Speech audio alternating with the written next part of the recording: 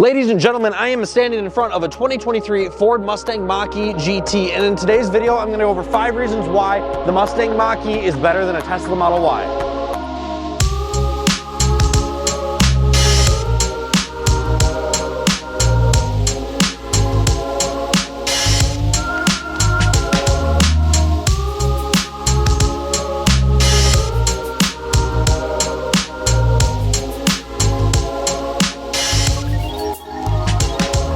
Let's start off with reason number 1, and I think that is visual overall appearance. I think the Mustang is a much better looking car than the Model Y. Of course, this is entirely opinion related. However, the overall design and the look of the Mustang Mach-E, I think, is far greater and attractive looking than the Model Y Tesla. The Model Y just kind of has like an egg shape to it. It's not super exciting, but the Mustang and Mach-E engineers truly put their time into designing this vehicle because, my goodness, in the GT trim, this is a very good looking, gorgeous vehicle with this red over the top of it, with the aggressive fender flares, the aggressive front end, the back end, the fantastic body lines, the way that they did the door handles with just a button on the side of the door, the way that it still kept the Mustang back end with the sequential 3 turn signals and the brake lights. Everything about the exterior of the Mach-E, in my opinion, looks better than the Model Y.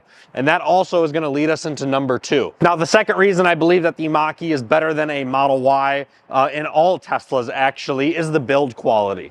Now, I have had the experience to be in all the different trims of Teslas in multiple different variants, and I've been in a lot of them actually. I've had a lot of behind the wheel time, a lot of passenger time, and I have actually had quite a bit of time behind the wheel of the Mach-E and different trims of Mach-E's as well.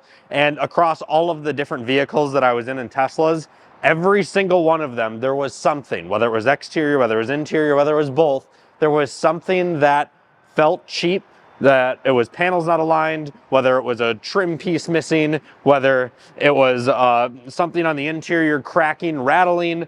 There was something on every single trim and every single model, Model S, Model X, Model Y, Model 3. I haven't been in a Cybertruck.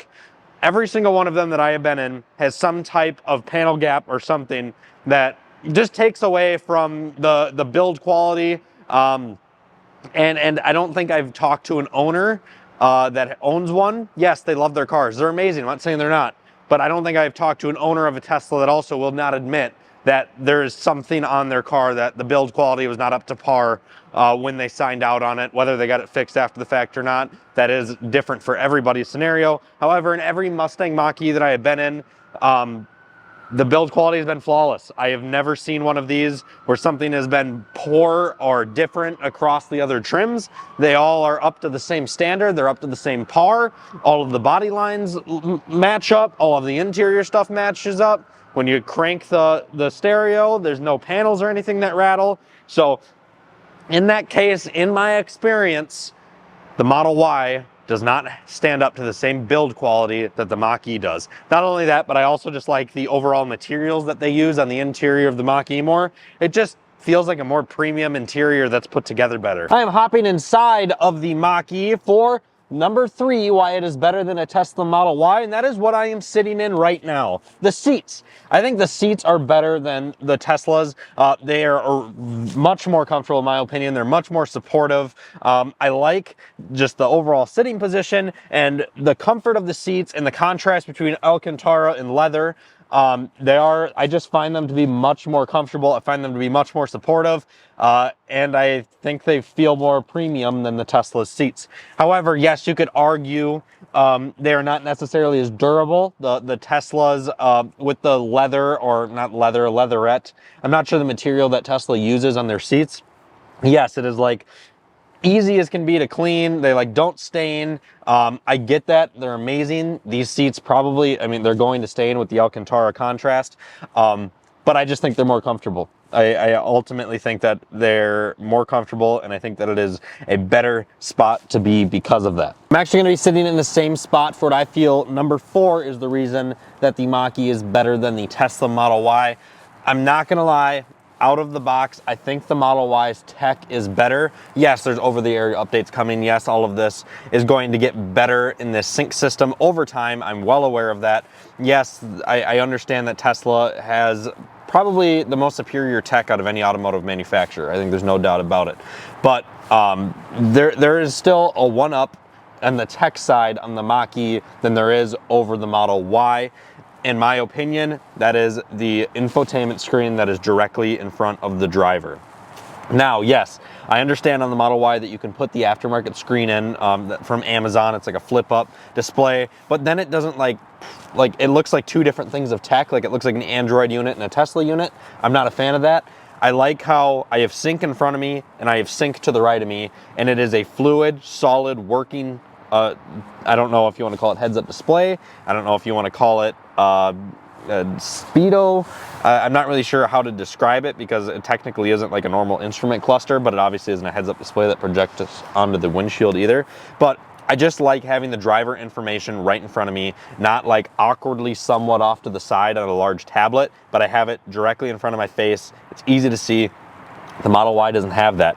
Even the updated coming Model Y, well, they updated the Model 3, and we know that the Model Y is going to be identical to the Model 3, is not going to have this. So I think this is a huge benefit. I really, really like this. And then right under that, we also have Blue Cruise, which I've had the experience to use autopilot on a Tesla. I understand it can be used in a lot more settings, and it's a great, great system. But Blue Cruise is really, really good too. And the fact that it uses your irises or tracks your eyes to watch the road in front of you to debate whether it's taking the wheel or not, I really like that. I think that's a really big hit, and I think that's very clever. What is the fifth thing that I like about the Mach-E more than I like about a Tesla Model Y? Now, that is going to be that you can treat the Mach-E more like a combustion engine vehicle than you can treat the Model Y. I can give somebody the keys to the Mustang Mach-E. They can get in and they can drive it. I can't give somebody the key card to a Tesla Model Y and tell them to go get in and drive it. I mean, the majority of the population doesn't know that you take the key card, you swipe it up against here, and then you put the key like under that dash, and then you hit the brake and the car is already on.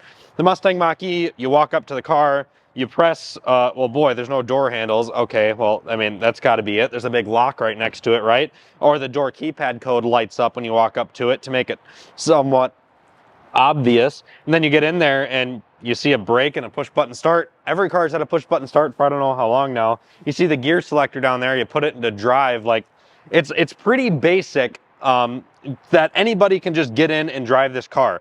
Not only that, but like out of the box, when these get dropped off, they come with like the one pedal drive off. So they just drive like a normal car, and then there's no auto hold either. So it literally just drives like a normal car. Anyone can just get in it and drive it like a combustion engine vehicle. It may be more of an experience to enthusiasts and people that are interested in electric cars, that level of difference when you move in a Tesla. But it's just really nice knowing that if this is a vehicle in your household, if this is a vehicle a lot of people go out and drive, you can just hand them a key and they can get in it and drive it. Easy as that. And that's what I like about the Mach-E. It is just more like a standard vehicle, if that makes sense. It's like a standard Ford product. It is like getting in an F-150. It is like getting in something like that. Of course, the level of luxury is a step above those vehicles, but just the simplicity of being able to get it and drive it is right there. So thank you guys so much for tuning in to the video here at Apple Autos. Please be sure to hit like, hit subscribe, help us grow this channel. There's gonna be a lot more videos coming out here in the near future. Hope you guys enjoyed. Let me know what you guys think down in the comments below, and we look forward to seeing you soon. Have a great rest of your day.